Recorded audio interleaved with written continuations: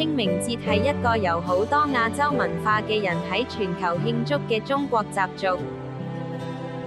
佢係一個每年都會舉行嘅活動，用嚟紀念同敬畏祖先，同埋慶祝早春嘅溫暖天氣。清明可以追溯到超過2500年。清明總係喺中國傳統曆法第5個節氣嘅第一日，即係今年4月4號春分後嘅第15日。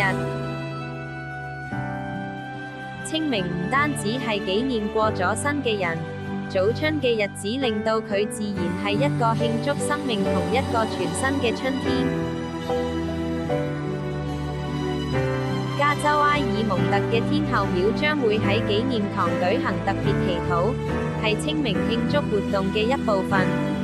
嚟同我哋一齊慶祝啦！